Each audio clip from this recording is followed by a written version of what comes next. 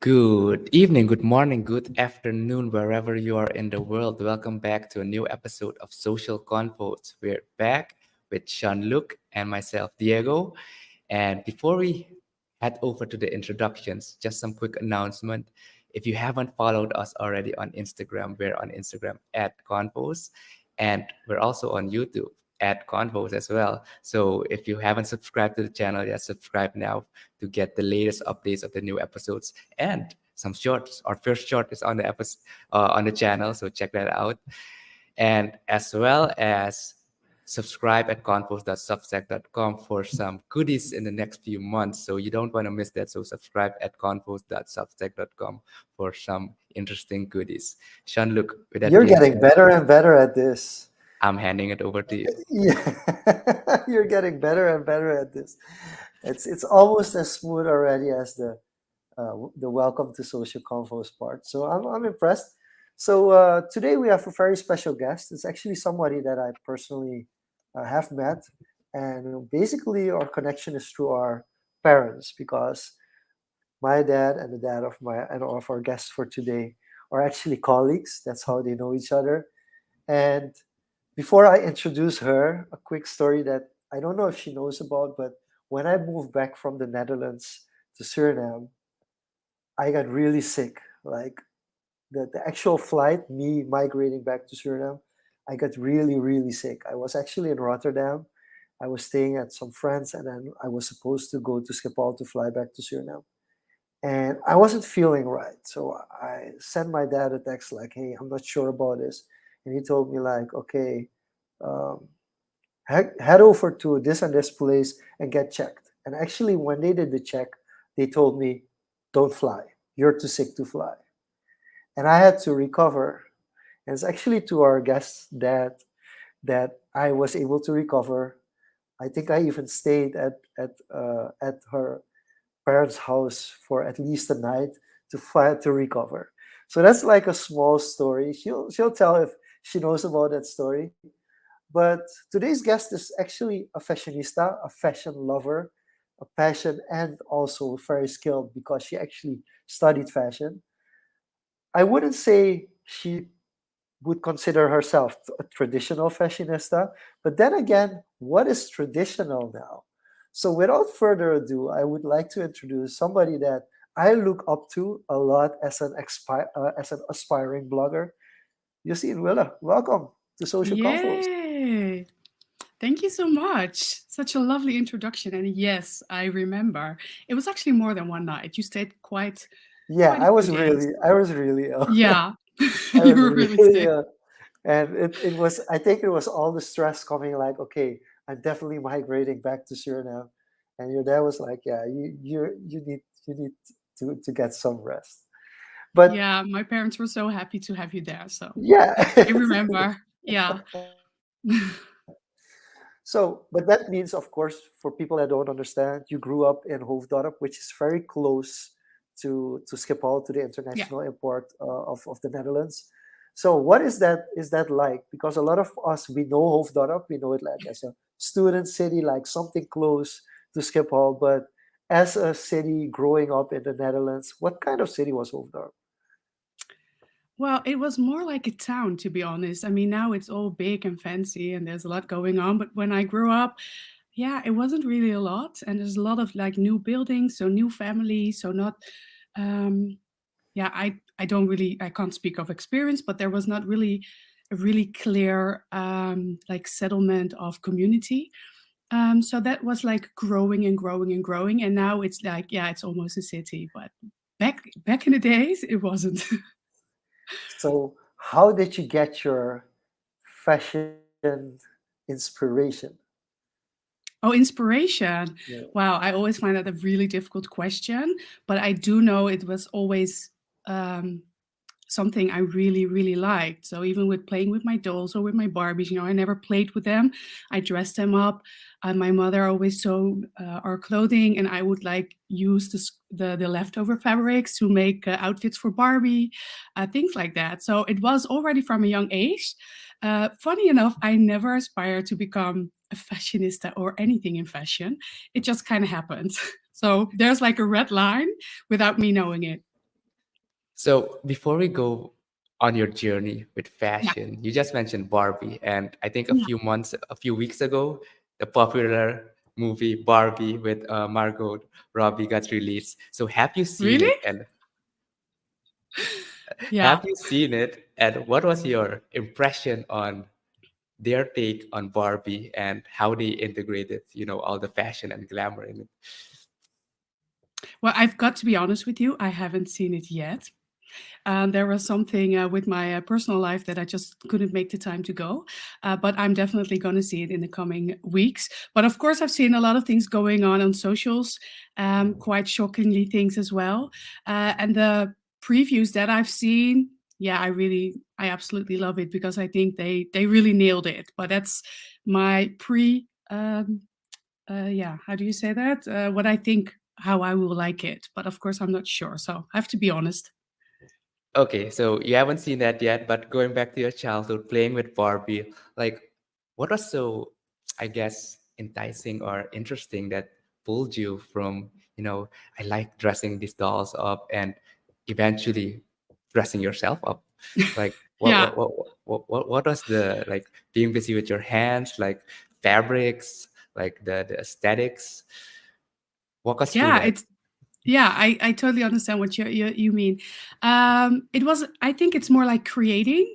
So the fact that you can just wear a dress, but you can also wear a dress. You know, you can dress it up, you can style it the way you want to, you can roll up your sleeves, put a belt around it, things like that. To just give some really clear examples. But I think it's more the creating part that I really liked. Color combinations, indeed. What kind of fabric do you use for what kind of style, and how will the drape will be on the body? Yeah, things like that. And I knew that already from a young age because I also remember telling my mom to change clothes and add accessories or, like really being a little, you know what I mean? So it started on really young. Yeah. Okay, it's interesting that you mention it because in the Netherlands you also have different seasons. So Yeah. you kind of start experimenting. And I have to ask the question, which of those seasons is your favorite and why? When it comes to, Uh, especially when it comes to fashion. yeah. Oh, I don't have to think about that. That's autumn or fall, how we say it. Yeah. Autumn. Definitely. I love it. Best season for fashion, if you ask me. Is it because of the colors? Yeah, the colors and the light. The light is beautiful outside during fall, and the colors indeed. But also, like you're transitioning from summer to fall, and that transition time, it's really I always find it a little bit of magic, and you start layering off, up. So you add more layers to your garments because it gets colder in the Netherlands, and yeah, I like that. Yeah, the atmosphere. So on that topic of layering up, I've been to the Netherlands a few times. I think both of the times it was during November, so it was started getting cold. It was a transition from autumn to winter, and Hmm. the recommendation is wear multiple layers, right? And the Yeah, first time you go, you're like stacked up, like you don't care how you look, you just want to protect yourself from the cold. So yeah, if we're talking exactly. about practicality and also looking good, what are your go-to tips for someone not familiar with a cold climate on staying warm but also looking good? That's always my main goal throughout whole winter. So yeah, I guess my best advice is indeed layering again. Make sure you have a good base, like a singlet or something, or even a shirt with long sleeves, and just wear your garments over, and layer up like a blouse with a spencer, or wear a sweater over a dress. Layer up and make it fashion. There are a lot of examples. Even I'm showing a lot of examples during winter time, but yeah, there's a lot going on. And I think, yeah, just also wear a proper jacket because in the Netherlands, the layering is important because you never know what the weather will be like. Because, for example, now we're in summer, and I'm just keep telling my daughter how this fall holiday is really long because it's been 3 weeks of rain and cold and wearing boots. So you never know, when you have to take something off or on. Okay, I'm sorry, but we're gonna dive into this because this is actually a lot of fun.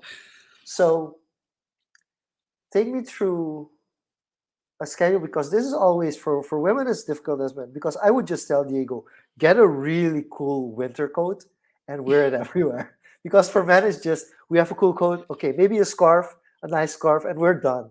Like people Yeah, only get to see underneath, okay, a nice pair of jeans or nice pants and nice shoes, and you're basically done. But for yeah. women there's so many more accessories.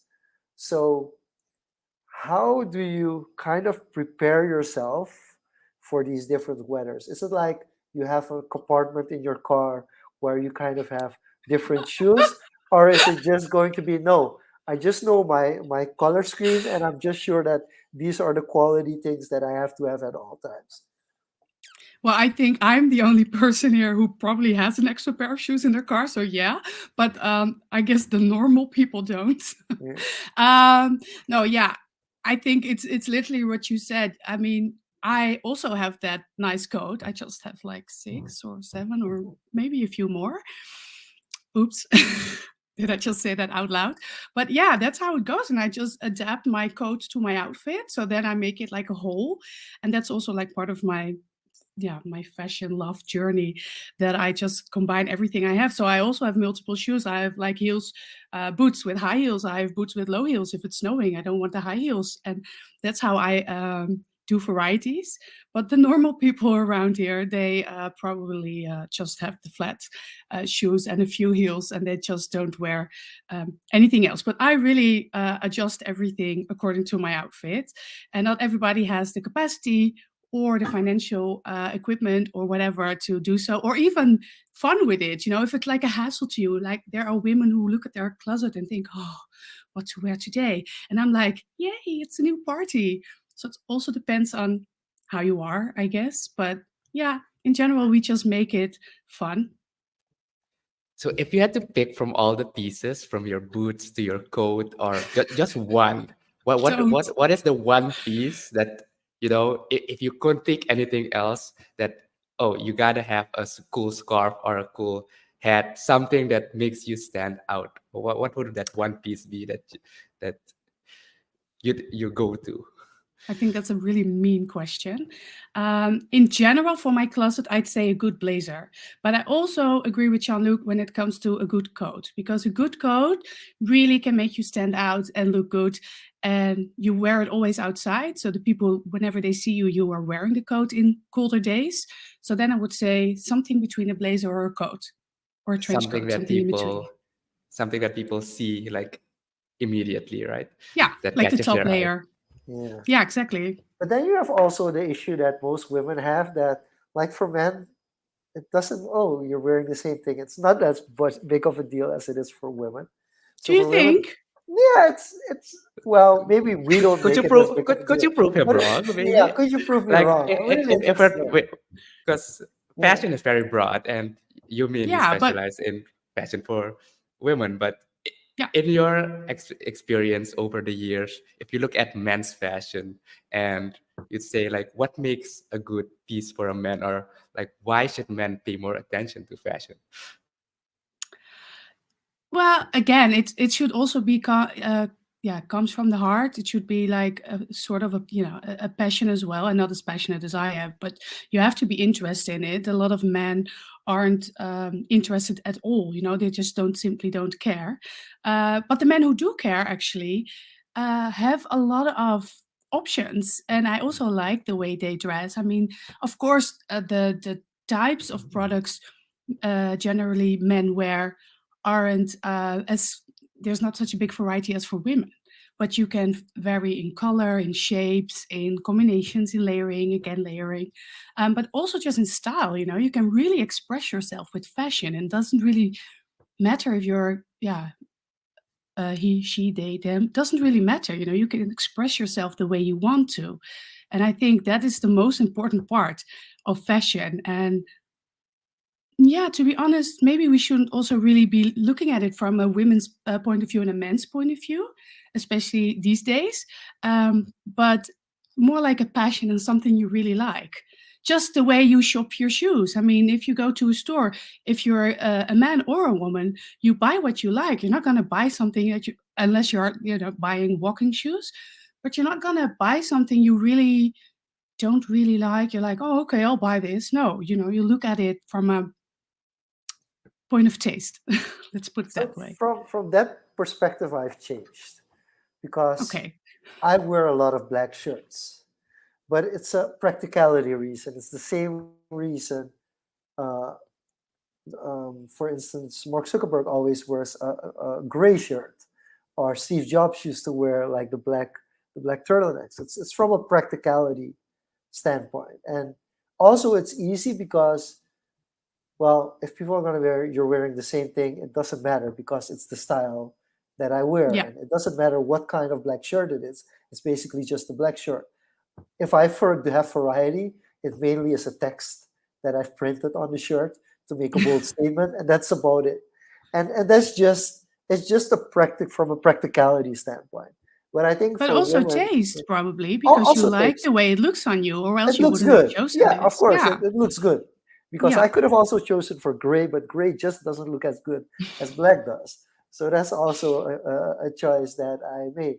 But then when I look at the women parts, is like, okay, I have to be careful what I wear, especially to a party, because if I wore something before and it gets noticeable, it becomes like an issue.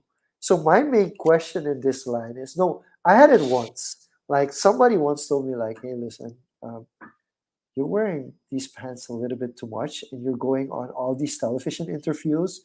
So be mindful of that. And I was actually like, yeah, that makes sense. So what I'm really going at, is there a piece of clothing that you like really liked, and at a certain point you weren't able to wear it as much as possible because maybe it was featured too much, that people started recognizing from your blog post or your social media or something, that you were hesitant to wear it because it was kind of being overexposed. Yeah.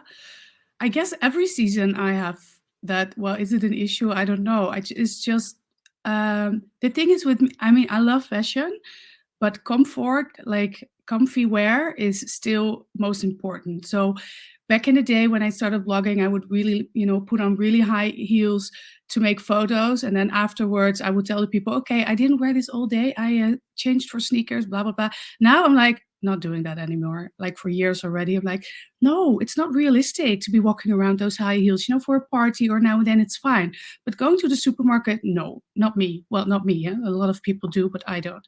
So now it's comfy over everything, actually. So yeah, I have that with shoes, for example. I love certain shoes, and I'm really, yeah, I have a difficulty of letting them go. So sometimes, like, yeah, wearing those shoes again. Maybe I should crop that photo. So with shoes, yeah, I definitely have that. Okay, which is But I've okay. also found peace in it because it, Yeah. like, sustainability is also a thing now. So that's also something I consider when I show off my outfits, that I do show the people that I wear my garments more often, and that when I choose to work with a brand and I pick out an outfit, that's also something I like and I love to wear. And that's the way I show it, is that I wear it multiple times. So in that sense, I've changed a lot. But also I think the world has changed a lot, the mindset. Speaking of the world changing and also looking at the sustainability part, you've actually also studied fashion. So Yeah, you've seen the practical side of things, but also like how it's being taught in theory, how is it being taught in school. yeah. So how many similarities are, or what are the main things that are similar to when you get taught about fashion and when you actually introduce that in practice in real life? I Well, to be honest, it's been a while since I've done my studies. I did international fashion management in Amsterdam at the Amsterdam Fashion Institute, and it's been a while back. There wasn't a lot of focus on sustainability at all back then. We did learn how fabrics were being made, how polyesters were involved, but also the positive side. How things have been changing, evolving, becoming better. And nowadays, I know they are really teaching the students about sustainability and how you can improve it. And the schools are doing like all kinds of projects about it. They even go abroad to improve factories, whatever. It's really good. But back in my days, that wasn't the case. It's really something I've learned actually throughout just visiting factories. I've been to so many, like Hong Kong, China, India, Indonesia, Turkey. So I visited quite some factories, and then it's actually more in your face, and you really get to see how it works actually, and also what it does. How has that shaped your view on fast fashion? Because, especially seasonal, you have a lot of fashion pieces that come out and they just churn out pieces after pieces, like one, like very mass produced fashion. And then Yeah. it lasts maybe a few weeks, not even a full season before they batch something new. Like, how has that shaped, especially the logistics behind churning out fashions from the factories in the East or Turkey or wherever they're manufactured? I think it's quite difficult to reply. First of all, from my business point of view, so like what I stand for, I know that bigger quantities have better prices and you can sell it cheaper. So there are different companies who have different strategies. Some don't do marketing and they spend their budget on quantities and change their different ways of production. That's just a really quick example of what I'm giving, but there's a lot more to it. And I'm also not specialized in it. I'm just going to say that out loud, because sustainability is a whole different level. But what I do want to say about fast fashion is that of course, environmentally, it's really bad, but also the workers are being treated really bad. And that has been going on for many, many years. And I'm happy that there is now a bigger focus on that and also better inspection. But yeah, in general, of course, I don't approve of fast fashion. However, there's a small however in this part. When it comes to, for the people who are just listening and don't see me, I'm a fat person.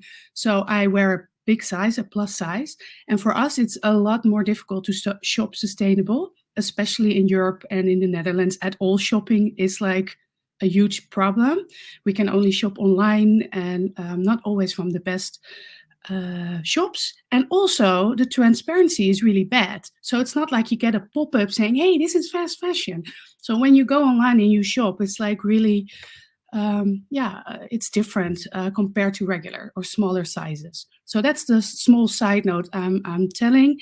And also when it comes to fashion, where my passion lies, it's often not available in the sustainable brands compared to the fast fashion who do offer it. So that is really difficult reply for me, because I know from my followers as well that their heart lies in fashion, and I want to also like, oh, I feel like I always also want to dress like that one time, please. And then this fast fashion chain comes up and sells it. Yeah, I can understand that sometimes you can't really hold your Yeah, enthusiasm. you have to choose your battles, I feel. Yeah, But you've just mentioned like a couple of different countries where the approaches are different as well. So, yeah. which country or which experience did you have that you were surprised, like, hey, I didn't realize that they were catering so much towards plus sizes? And which experience did you have with which country or which store that you were like, wow, I didn't imagine that they invested so much in also making sure that every size or every shape also has an option? I guess when it comes from a long time ago, when I started, it was mainly UK. Germany also had some brands, but they were more focused on older, not the really young people. And of course, the United States. But ordering from the United States can be really a big hassle to the Netherlands. And I've never been there. So if you could like go there, you can, it's like you can shop everywhere. But when it comes to like ordering from your home, it would be definitely the UK. Yeah. So why is it difficult to get stuff from the US into the Netherlands? That's actually Uh, interesting. well, no, it has to do with uh, English word, sorry. Customs. Yeah, Yeah. that's it. It has to do with customs, and we have to pay quite a lot if you are unlucky. Sometimes it just passes through easily. But yeah, it can really add up. Now that's interesting. I guess Yeah. in Suriname we're really U.S. focused because it actually goes It's a little bit a little closer, easier. Yeah. probably easier. So Yeah. if you have to choose between um, getting it mass produced or boutique shops or even creating it yourself, do you also create yourself like pieces for yourself? Yeah, I have sewn my own garments a long time ago when I had time to do so.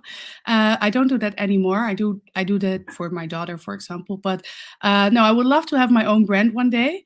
And right now, from my study, I was a product developer for a long time for fashion brands in the Netherlands. And then when I started going online, social media, a few years ago, I stopped doing that work and I only do it as a freelance option.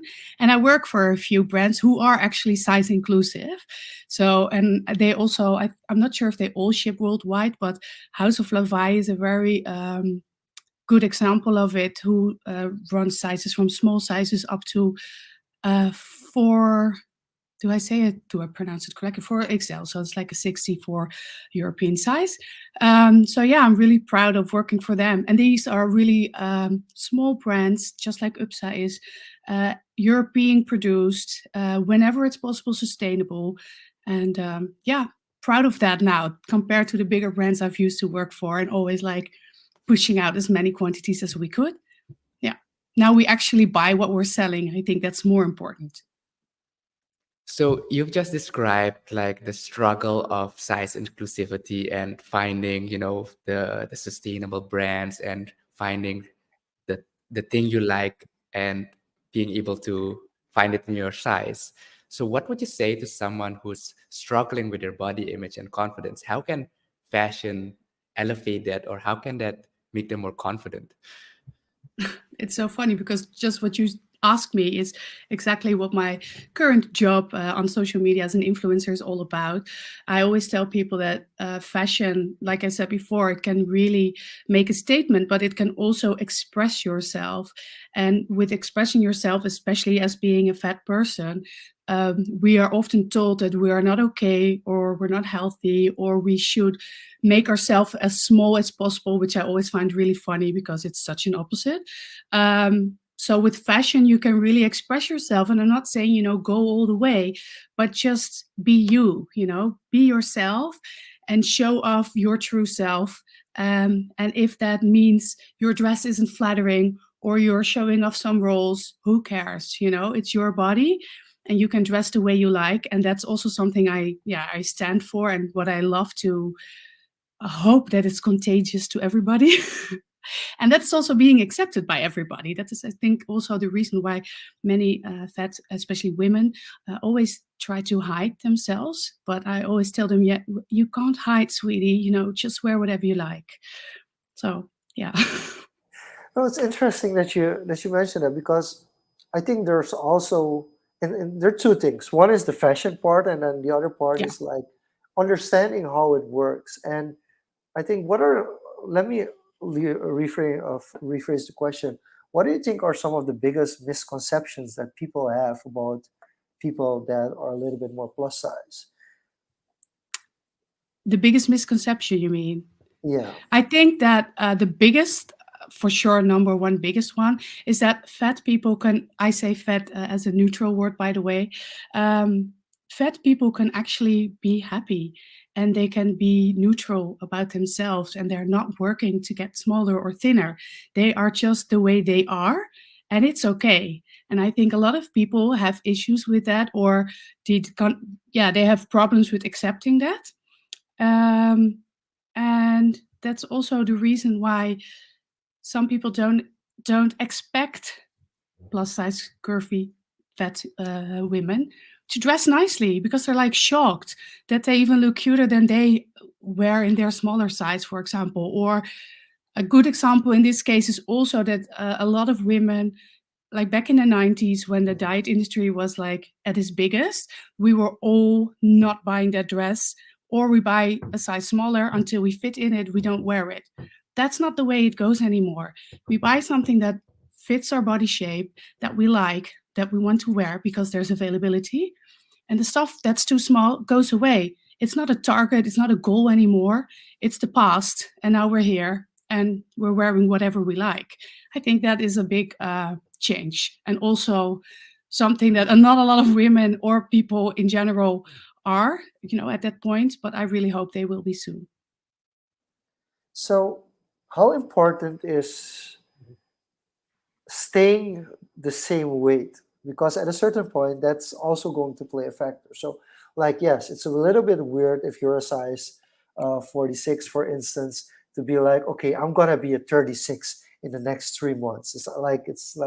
It's most of the times not even possible. Even if you would consider that something you would go for, but changing like a couple of sizes, how does that impact, especially from a fashion sense? Is it like something that people have to be conscious about? Like it's better to stay a certain size and stay around that size than constantly yo-yo between different kind of sizes, or is that something that from a fashion perspective doesn't matter at all? Well, when I look at it from my personal point of view, it doesn't matter because everybody changes throughout their lives. And when you go from bigger to smaller, or from smaller to bigger, either way, the person will have to. You always have to accept your growing or slimming body. You always have. There's always this journey of acceptance, the change. You don't really recognize yourself anymore, and it also goes gradually. Like you said, you're not going to change 10 sizes in 3 months. They promise you this, by the way, the diet industry. It doesn't happen, but that's a side note.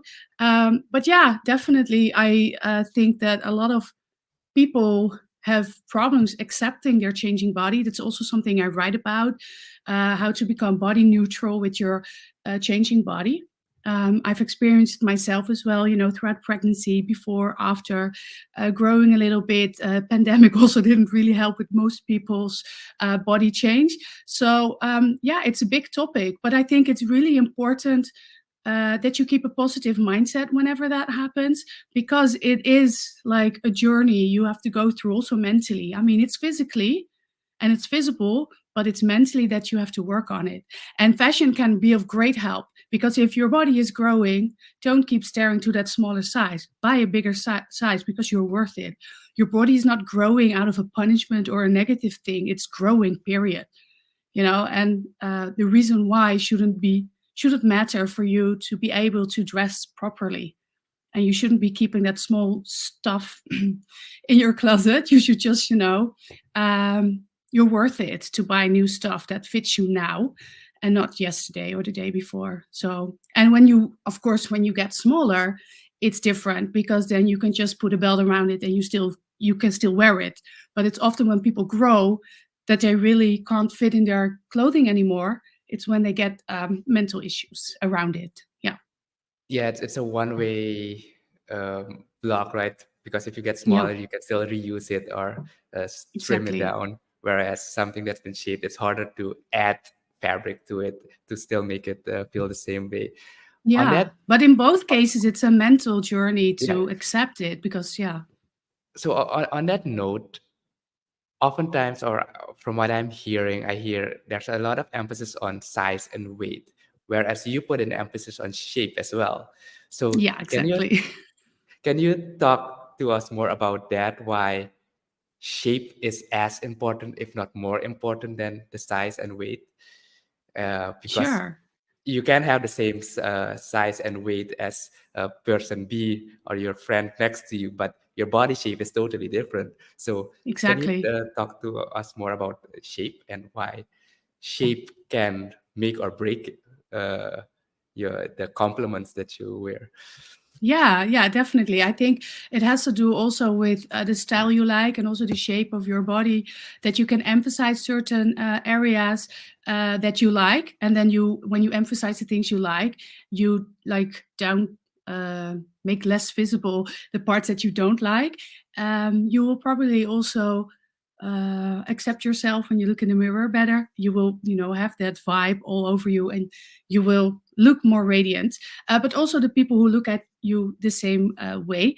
And when you shop your shape, is the way I always explain it, is that you don't look at a size, you look literally at the shape of a garment. So, for example, really simple visual example is that oversized is not my style. It doesn't suit me. I don't like it on me. So when a garment is oversized, I just dress down 2 sizes and I just wear it as a regular garment. Whereas another person who's really into baggy stuff just wears it in the regular size and it looks really cool.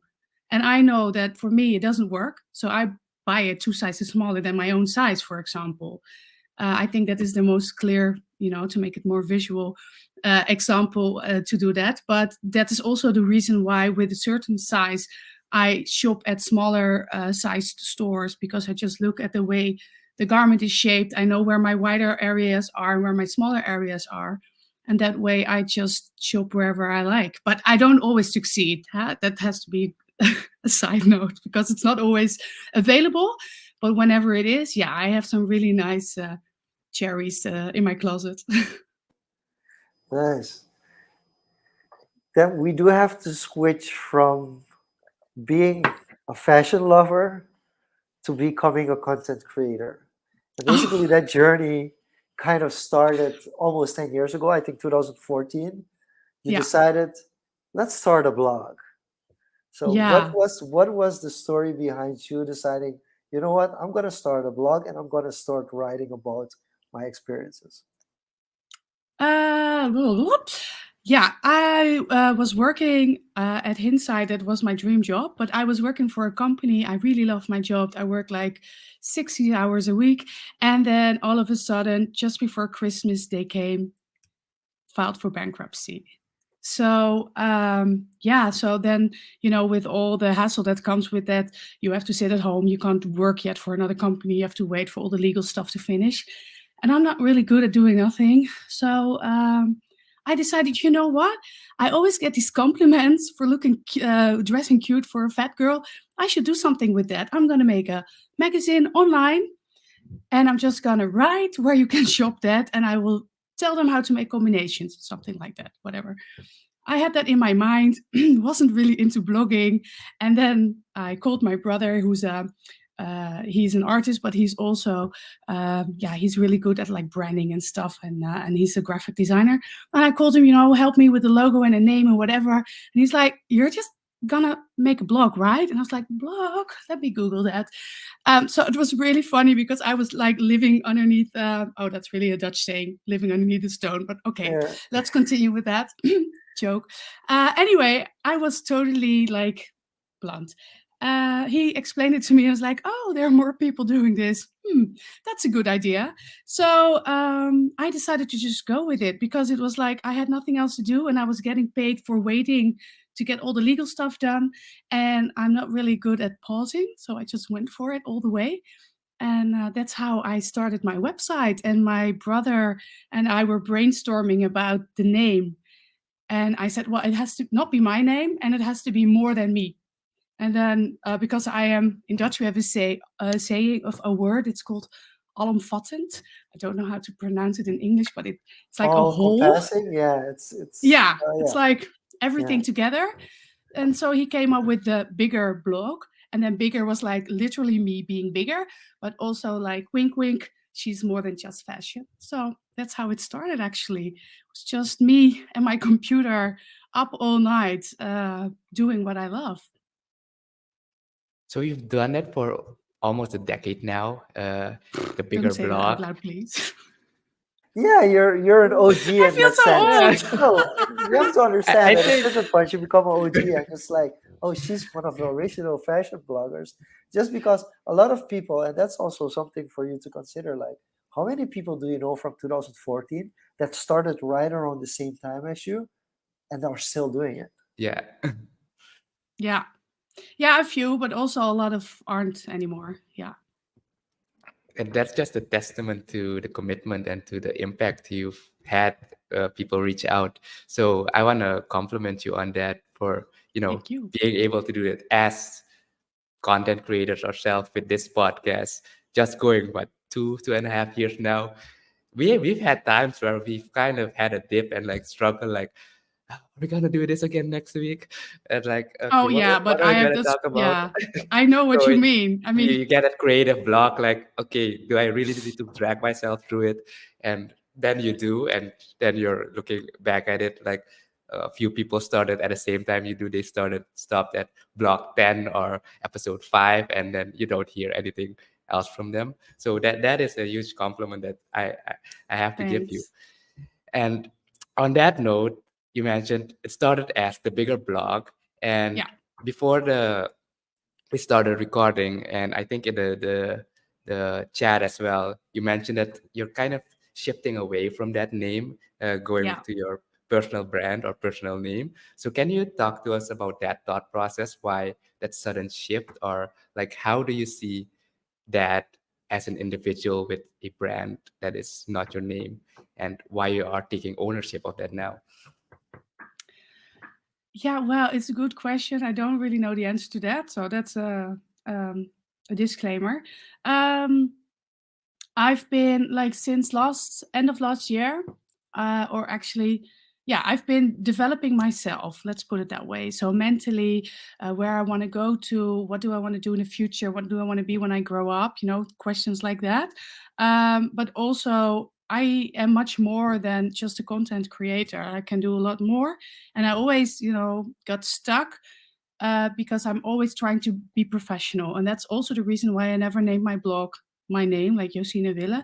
I always called it the bigger blog. And then on every social account, it was also the bigger blog.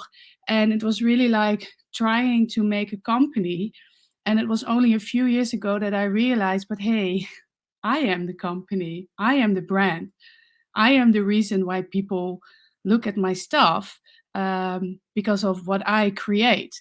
And yeah, actually, I wasn't aware of that. Like, I wasn't owning my, yeah, the stuff that I have achieved. So, beginning this year, I decided, you know what? I'm going to change my name. It might have, when you change your name on socials and everything, it can have a negative effect, right? So I was like, really, again, being the businesswoman, thinking, oh, is it a good idea? And then, I thought, you know what? On Instagram, I'm going to change my name, and my website, I'm going to think about it a little bit longer. But it's also coming. Yeah, so that was, it was like more of my, the compliment that you just gave me was actually something I never gave myself. So I never really thought of, okay, so the reason they're looking at this is because of me instead of the bigger blog. It was always like a company. And yeah, now I'm kind of owning it. How does it feel? I'm watched you. You have done it now for half a year, kind of Yeah, transitioning. How does it yeah, feel to move from I wouldn't say anonymous because your face was already there, yeah, but to move yeah. away from a more general towards your own personal brand? How does that process feel for you? To be honest, it feels quite good because taking ownership of my achievements, of course, it's really something positive that I've never really realized until I was owning it. So I think, and the reason why I didn't want to say goodbye to the name is also because it's my baby, So it's a bit of, yeah, it's difficult, but in my head only, it's only difficult in my head. But yeah, no, I think I'm more proud of what I'm doing.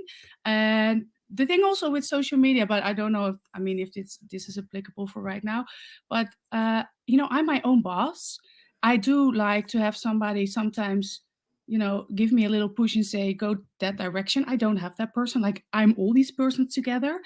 Then second of all, I have no like, nobody's going to punish me or something whenever something goes wrong. I do everything myself, including like shooting, styling, like all the aspects of being a creator. So I'm like 10 jobs in one, which is fine, but sometimes it's also quite lonely in my head, making all the decisions. And by owning my name, like being really me, I really felt like, okay, now this year there's going to be a change of the way I express myself, the things I'm showing online, and I'm not going to be so tough about creating content. I always had like the level here, and I'm like, no, my level is fine. I'm okay. So yeah, more confidence, I guess. In short, I think it's important to, as you've created content for a while now, you kind of yeah, also already know what your audience is into and what they aren't into. So you'll yeah, be but able to I don't know. really care about that. I'm sorry. I No, always it's have bad influencer hashtag because sometimes I just do my own thing. no. I think so here in Suriname, somebody recently went viral, like really viral, Yeah, because she was posting her pictures on Facebook saying, here I am with this person. Here I am doing this. So literally saying, here I am. And people started making fun of it because they were like, oh, here I am putting a comment on your post, or here I am sharing your post. And people were really getting into it. And yeah, a couple of brands, local brands, really jumped on the opportunity. And basically, we got a fast food fight between different fast food chains saying, like, no, here's our influencer now. And one of them, actually, I think all of them probably reached out to her, but she went to one of those fast food chains and she started getting free food and free stuff from those companies because she was viral at the moment, and the companies wanted to jump into it. I mean, in Dutch yeah, inhakers, it's a really big thing. And in the Netherlands, in Suriname, it's for some industries, it is. And now people are like, hey, wait a minute, we're making fun of her, but she's getting all this free stuff and free publicity, and she's actually becoming famous. And it was yeah, only because she was authentically herself. yeah. And I Wow. noticed, just because of you also have like this duality, because on one hand, you're an entrepreneur, on one hand, Yeah, you look from a business perspective and are like, hey, I should cater to audience, because at the end of the day, that audience makes it possible for me to live the life that I'm living.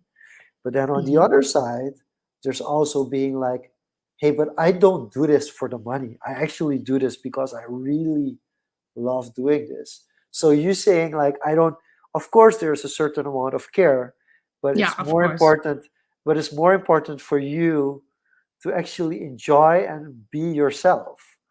So I Yeah, think that's definitely. where the balance becomes different.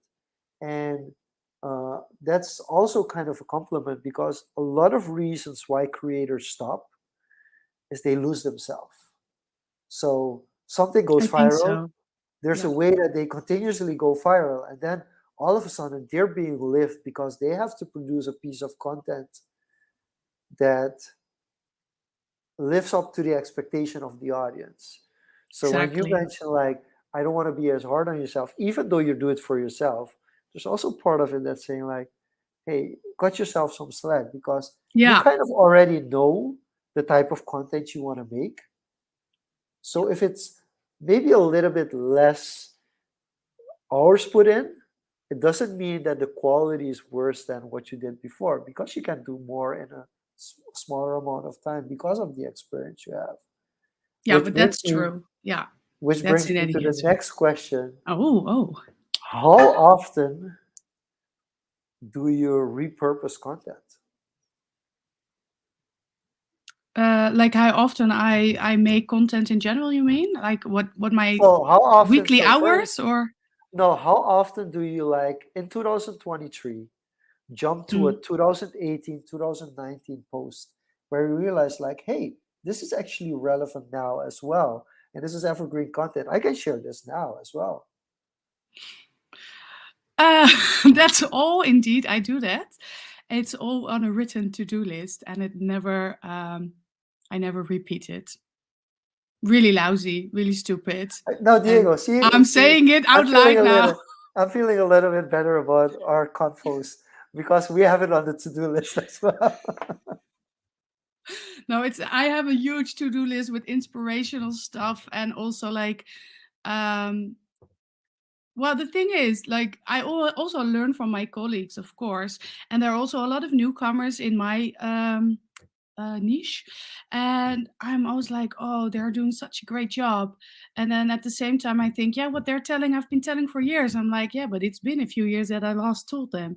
So indeed, what you're saying, it's true that I sometimes forget how sometimes a one day fly social media posts are, and that you can easily repeat it. And when people ask me advice about going online and be on social media, I always tell them, just repeating the same stuff every 10 days because nobody listens or reads. I'm like, yeah, maybe I should practice what I preach. So, got me now. And Yes. record it. Yeah, no, we have the saying it's Surinamese, "Timmerman also na bangi," like, and that's exactly that. It's like I'm a social media consultant, and I tell companies all the time, and then I look at my own socials, and I'm like, yeah, I totally do that. Yes, wink. Yeah, but yeah, it also has to do with time. It has to do with uh well, not so much with effort, but I do realize that sometimes I have a bigger focus on work related, like paid or um themes that I address. So not even paid, but like a theme, and I want to repeat it. So sometimes I'm more focused on that. But what I told you previously about me saying always hashtag slechte influencer, which is translated to bad influencer, it's like it's real because I have a plan, but I don't have a planning.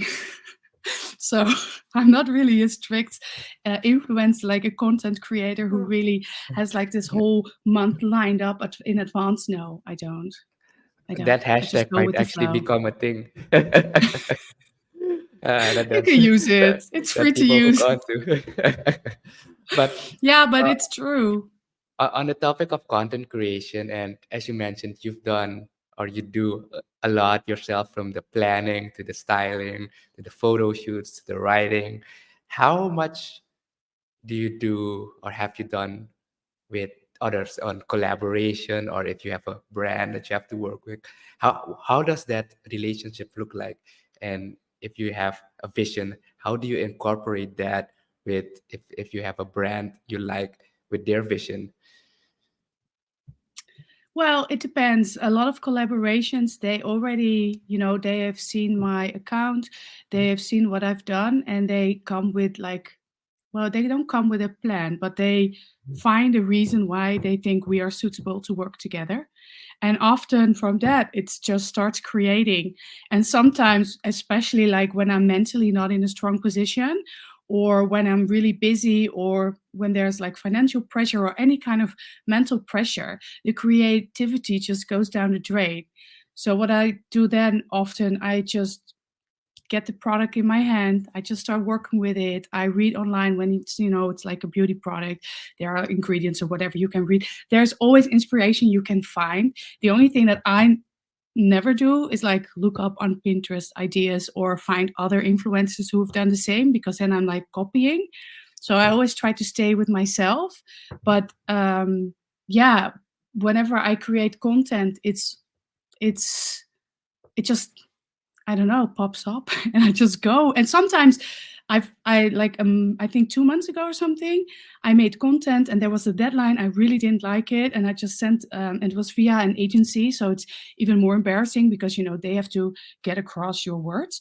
And I just told them, listen, I really don't like it. I really don't stand behind this. I really don't Behind the product. support what I've made. Yeah. Yeah. So I said, I'm sorry, the deadline is, I know it was yesterday, but it's just really not nice. So what do we do?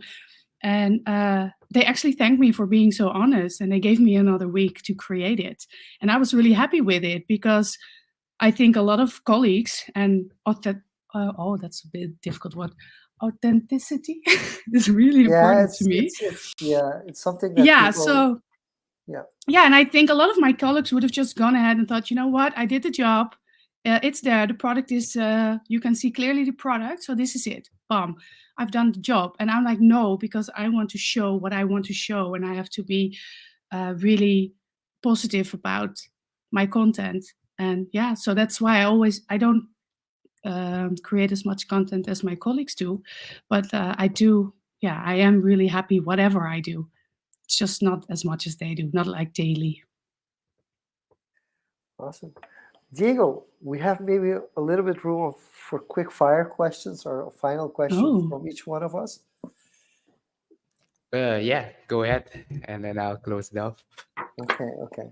Um, yeah, I do have a question has been on my mind since like half an hour ago.